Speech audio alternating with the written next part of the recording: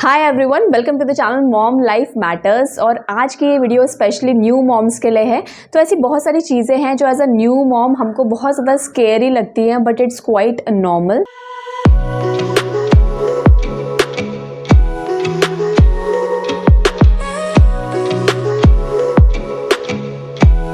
Pregnancy में हम बहुत कुछ प्लान करते हैं कि हम ऐसे करेंगे, डिलीवरी के बाद वैसे करेंगे। हमें ऐसा लगता है कि हमने सब कुछ सेटल डाउन कर लिया है, but after becoming mother things are not same. चीज़ें आपके अकॉर्डिंग काम नहीं करेंगी। कई बार आपको अपनी प्लानिंग पे ही डाउट होने लग जाता है और आपको ऐसा लगता है कि शायद ये सिर्फ हमारे साथ ही हो रहा है। So to normalise this phase of your life, I want to share 6 things you should know after becoming new mom. That breastfeeding is not that easy after becoming mother. एक चीज़ जो आप अपने आसपास बहुत ज़्यादा सुनेंगे वो ये है that you have to breastfeed. But कई बार क्या होता है कि कंडीशंस आपके अकॉर्डिंग काम नहीं करती हैं, तो उस टाइम के लिए भी आपको रेडी रहना बहुत ज़्यादा ज़रूरी है। आपके पास कोई ना कोई ऑप्शन होना ही चाहिए। आपको अपने पीडियाट्रिशियन से, गायने से इस चीज़ के बारे में पहले से ही बात करनी चाहिए। कोई फॉर्मूला है तो आप अपने पीडियाट्रिशियन से वो लिखवा सकते हैं। हम सभी को पता है कि breast milk is the best milk for our babies, but कई बार सिचुएशन जो होती है ना वो इतनी ज़्यादा वर्स्ट हो जाती है that you can't breast feed. अब कई लोग यहाँ पर बोलेंगे कि यार कि क्या दिक्कत हो सकती है ब्रेस्ट फीड कराने में। तो मैं आपको अपना पर्सनल एक्सपीरियंस बताती हूँ। When I was delivered my first child, उस टाइम पर मतलब मैं भी पूरी तरीके से रेडी थी ब्रेस्ट फीड करवाने के लिए। मेरा ब्रेस्ट फीड भी बहुत अच्छा था। मतलब डॉक्टर्स ने बोला कि आप पूरा एक्सक्लूसिव ब्रेस्ट फीड करवा सकते हो और मैं भी बहुत खुश थी कि यार ब्रेस्ट फीड करवाना है। मैंने पूरे 9 मंथ्स यही प्लानिंग करी हुई थी कि मुझे तो भाई ब्रेस्ट फीड ही कराना है, क्योंकि हर कोई ये बोलता है कि आपको ब्रेस्ट फीड ही करवाना है। बट अथर्व, जब मेरा फर्स्ट चाइल्ड है, जब वो बॉर्न हुआ था तो उसके जो गम्स थे वो बहुत ही ज़्यादा हार्ड थे। इनफैक्ट उसके जो इरप्शन जो हुआ था, टीथ जो उसके इरप्ट हुए थे वो 4 मंथ से ही उसके होने लग गए थे। तो उसके जो टीथ है ना वो बहुत जल्दी आए थे। तो जब वो फीड करता था ना तो literally it was very very painful. मतलब मैं शायद ही किसी को एक्सप्लेन कर पाऊँ, या फिर कोई मदर अगर जिन्होंने ये सेम एक्सपीरियंस किया हो तो वो मुझे शायद समझ सकती है। यहाँ पर एक टाइम पर ऐसा हुआ था कि मुझे पूरा ब्लडिंग होने लग गई थी। तो इतना ज़्यादा मतलब ये वर्स्ट हो गया था कि मुझे समझ नहीं आया कि उस टाइम पर मैं क्या करूं, क्योंकि मैं रेडी ही नहीं थी। मेरे पास कोई ऑप्शन ही नहीं था कि अगर ब्रेस्ट मिल्क में नहीं दूं तो मैं क्या दूं बच्चे को ना। तो इस चीज़ के लिए आपको रेडी रहना है, क्योंकि आपको नहीं पता यार कि कैसी सिचुएशन होने वाली है। और if you are a first time mom तो डेफिनेटली आपको कुछ ना कुछ आपको होना चाहिए। आपके पास कोई अदर मिल्क भी होना चाहिए, जो most of the time doctors जो होते हैं वो फॉर्मूला ही देते हैं स्टार्टिंग में भी। तो वो आप अपने पास ज़रूर रखिए। आपको वो बिल्कुल एक्सट्रीम केस में यूज़ करना है। अदरवाइज अगर आप ब्रेस्ट मिल्क आप ब्रेस्ट फीड करवा रहे हैं, that is very very good for your baby. But in extreme situations आपके पास कोई ना कोई ऑप्शन होना चाहिए, and it is quite normal. बच्चे जो हैं वो करते हैं यार, मतलब ऐसा नहीं होना कि आपके ऊपर इतना ज़्यादा मेंटली बर्डन आ जाए। फिजिकली आप बिल्कुल भी रेडी नहीं है जिस चीज़ के लिए, तो वो भी आप कर रहे हैं। तो ऐसी सिचुएशंस में आप नहीं आए। Remember that you are not a failure if you can't breastfeed. Second thing is postpartum baby blues. तो पोस्टपार्टम में आपके जो हार्मोन्स होते हैं वो बहुत ज़्यादा इम्बैलेंस हो जाते हैं। आपको एंग्जाइटी फील होती है, आपको डिप्रेशन फील होता है। Sometimes you think that you can't connect with your baby, sometimes you cry all day, and sometimes you feel disconnected with your husband. Relationship with your husband definitely can change. ये कुछ ऐसी चीज़ें हैं जो हर किसी के साथ होता है, एंड ये कुछ ऐसा फेज़ है जो 4 to 5 वीक्स में ऑटोमेटिकली ये ठीक हो जाता है। कई लोगों को इसको ये ठीक होने में 6 मंथ लगते हैं, कई लोगों को 1 ईयर भी लग जाता है। डिपेंड करता है कि आपकी जो पोस्टपार्टम जर्नी है वो कैसी जा रही है, आपकी सराउंडिंग कैसी है, आपको कितनी हेल्प मिल रही है। So it's quite normal, because after becoming mother your hormonal and emotional balance can shift. But अगर आपको ऐसा लग रहा है कि ये चीज़ें बहुत ज़्यादा हो रही हैं, and sometimes you feel like you want to harm yourself और योर बेबी, तो सबसे पहले आपको अपने हस्बैंड से बात करनी है और फिर आपको अपने गायने से बात करनी है।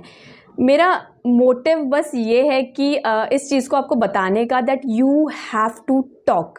अगर आप इस चीज़ के बारे में बात ही नहीं करेंगे ना तो सबसे ज़्यादा आपको प्रॉब्लम होने वाली है। आप ये नहीं सोचें कि ये आपके साथ ही हो रहा है, क्योंकि ये सबके साथ हो रहा है। जितनी भी न्यू मॉम्स हैं वो सब ये फेज़ फील करती हैं। तो पूरी कोशिश करें कि इस फेज़ को आप किसी के साथ शेयर करें, चाहे वो आपके हस्बैंड हो सकते हैं। अगर आप फैमिली मेम्बर्स में अगर आप कंफर्टेबल नहीं हैं तो प्लीज़ अपने किसी फ्रेंड के साथ आप कांटेक्ट में रहिए। अगर कोई मदर फ्रेंड है तो आप उनके साथ कांटेक्ट में रहिए, उनसे अपनी जो ये बातें हैं आप कर सकते हैं, उनके सामने आप रो सकते हैं। हर किसी की जो पोस्टमार्टम जर्नी होती है ना वो बहुत ज़्यादा रोने में निकलती है एंड बहुत ज़्यादा नॉर्मल है। अगर आप फ्री फील करते हैं ना किसी फ्रेंड के सामने, किसी मदर फ्रेंड के सामने, तो प्लीज़ आप उनके सामने अपने इमोशंस को अच्छे से आप बोलते हैं ना शेयर करिए, क्योंकि जितना ज़्यादा आप शेयर करेंगे ना आपकी जो जर्नी है ये पोस्टमार्टम की बहुत ही ईजी हो जाएगी। और अगर आप ये सोचेंगे ना कि यार मैं क्यों किसी को बताऊं कि यार मुझसे ये नहीं हो रहा है, मैं क्यों किसी को बताऊं कि मैं बच्चे को ब्रेस्ट फीड ढंग से नहीं करा पा रही हूँ, मैं क्यों किसी को बताऊं कि मुझे समझ नहीं आता कि बच्चा क्यों रो रहा है, मैं बच्चे को चुप नहीं करवा पा रही हूँ, मैं बच्चे को सुला नहीं पा रही हूँ।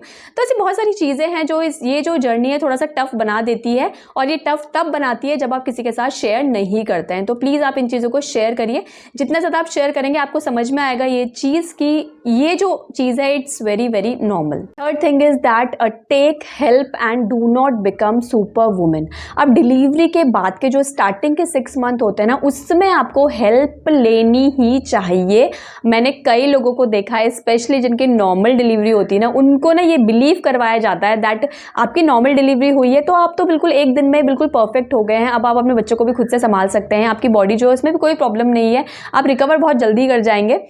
तो मैं उन लोगों को भी ये बोल देती हूँ कि अगर आपकी नॉर्मल डिलीवरी हुई है या फिर आपकी सी सेक्शन डिलीवरी हुई है, दोनों केसेस में ही आपकी जो मेंटली जो आपकी सिचुएशन होती है वो बहुत ज़्यादा वर्स्ट होती है। फिजिकली ऐसा लगता है शायद कि नॉर्मल डिलीवरी में कुछ नहीं हुआ है, बट ऐसा नहीं होता है। उसमें भी जो विमेन है वो बहुत कुछ सहन करके निकलती है। बच्चा पैदा करना कोई इतना आसान नहीं है, नॉर्मल डिलीवरी से हो या फिर वो सी सेक्शन से हो। आपकी लाइफ है जो वो कम्प्लीटली चेंज होने वाली है, और वो जो टाइम होता है उसमें आपको जितनी हेल्प आपको मिल सकती है आप उतनी हेल्प लीजिए।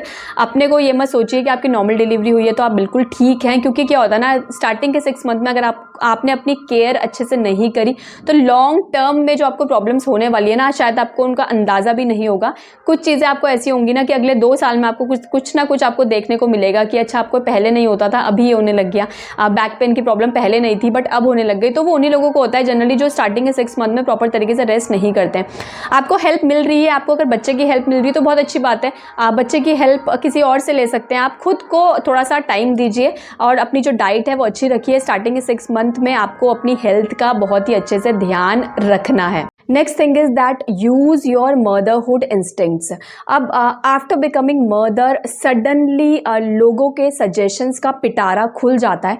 हर कोई आपको सजेशन देने लग जाता है। कई बार आपको लोग बोलते हैं कि बच्चे को पेसिफायर मत दो, या फिर ज़्यादा देर तक गोदी में मत रखो, इसको क्रेडल में मत सुलाओ, अगर रो रहा है तो रोने दो, इतनी जल्दी उठाना नहीं चाहिए बच्चों को।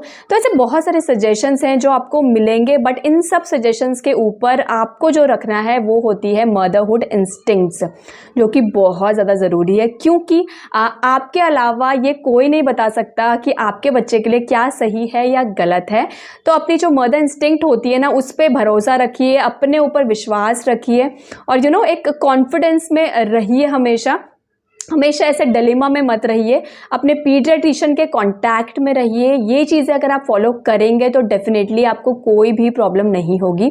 सजेशंस आप सुनिए, सबके सजेशंस सुनिए, बट उन सजेशंस को कैसे अप्लाई करना है, कब अप्लाई करना है अपने पर, अपने बच्चे पर, ये सिर्फ आप ही डिसाइड करें, क्योंकि ये और कोई भी डिसाइड नहीं कर सकता। Next thing is that priorities change after becoming mom. So yes, delivery के बाद आपकी जो लाइफ है वो कम्प्लीटली चेंज हो जाती है। Your world is around your baby. So आपको शायद ऐसा लगेगा कि जो चीज़ें आपके लिए पहले बहुत ज़्यादा इंपॉर्टेंट हुआ करती थी वो अब नहीं रही है, या फिर आपको इतना टाइम ही नहीं मिल रहा है उन सब चीज़ों के लिए। तो ये बहुत ही नॉर्मल है। आपको ये जो न्यू मी होता है ना, जो तो थोड़ा सा अपने को टाइम दीजिए, जिससे कि आप अपनी प्रायोरिटीज़ फिर से डिसाइड कर पाएँ, और over a period of time आप इस चीज़ में सेटल डाउन हो जाएंगे। आप उसी में से ही अपना मी टाइम निकालने लग जाएंगे, अपनी जो प्रायोरिटीज़ आपकी थी आप फिर से उन चीज़ों को आप डिसाइड करेंगे। क्योंकि कई बार क्या होता है ना, क्या होता है ना, आफ्टर बिकमिंग मॉम हम लोग बहुत चीज़ें मिस करते हैं ना, अपने जो हम फ्रेंड्स से मिलने जाते थे हम वो मिस करते हैं, शायद मी टाइम हमको नहीं मिल पाता है, स्टार्टिंग में तो बिल्कुल भी नहीं मिल पाता है, तो उस टाइम पर आप बहुत ज़्यादा मिस करते हैं। बट क्या है ना, धीरे धीरे जब चीज़ें सेटल डाउन होंगी, थोड़ा बेबी भी जो है वो सेटल डाउन होने लगेगा और उस टाइम पे ना आपको भी अपने लिए टाइम मिलने लग जाएगा और चीज़ें जो है वो खुद ब खुद नॉर्मलाइज हो जाएंगी। तो स्टार्टिंग के फेज़ में ना थोड़ा सा स्लो डाउन हो जाइए, अपनी लाइफ आप थोड़ी सी स्लो कर दीजिए जिससे कि आपको ज़्यादा प्रॉब्लम नहीं हो। Last but not the least is that physically and mentally you will change. Yes, pregnancy alters your body and after delivery you may notice changes in your body like your breast, your skin, your strength may diminish. Some changes are temporary but some will be permanent. So there are negative and positive changes in your body also and mentally also there are many changes. I think इतने ज़्यादा changes आपको लगेंगे ना अपने emotions में, हर चीज़ में, कि आपको कई बार समझ में नहीं आता कि आप कैसे बदल गए एकदम से ना। तो वही होता है, बस ये चेंज एक्सेप्ट करने में थोड़ा सा टाइम लगता है। But yes, accept your body and love your body, because इसी बॉडी ने ही आपको इतना ब्यूटीफुल गिफ्ट दिया है, आपका बेबी आपको दिया है। सो येस, फिजिकली सबसे पहले आपको अपने को एक्सेप्ट करना बहुत ज़्यादा ज़रूरी है, थोड़ा सा पेशेंस रखना बहुत ज़्यादा ज़रूरी है। और वो उस पेशेंस आप कैसे रखें, आप कई लोगों को क्या होता है ना, उनको इतना एक्सट्रीम लेवल का डिप्रेशन हो जाता है, इतना एक्सट्रीम लेवल का वो हेट करने लग जाते हैं अपनी बॉडी से, हर चीज़ से, कि शायद उनको लगेगा कि यार ये चीज़ कभी सही नहीं हो सकती। नहीं, ऐसा बिल्कुल भी नहीं होता है। बहुत सारे लोग हैं जो इस चीज़ से ओवरकम होते हैं। कुछ चीज़ों का आपको ध्यान रखना है यार, अपनी डाइट का ध्यान रखना है, आपको अपनी हेल्दी डाइट लेनी है, बहुत ज़रूरी है। क्योंकि उससे, हेल्दी डाइट से क्या है ना, फिजिकली तो आप ठीक होंगे ही होंगे, साथ में मेंटली भी आपको बहुत ज़्यादा रिलैक्स होता है। डाइट एक बहुत इंपॉर्टेंट पार्ट है। थोड़ा सा टाइम आउटडोर आप स्पेंड करें, वॉक पे जाएँ, खुद भी जाएँ और बच्चे को भी ले जाएँ साथ में। 2-10 मिनट के लिए आप घर पे किसी की अगर आपको हेल्प है तो उन पे छोड़ के आप चले जा सकते हैं। थोड़ा सा वॉक करके आएँ, बाहर की थोड़ा सा हवा लें, उससे ना क्या होता है ना, आप बहुत अच्छे से और बहुत ही जल्दी रिकवर हो जाएंगे।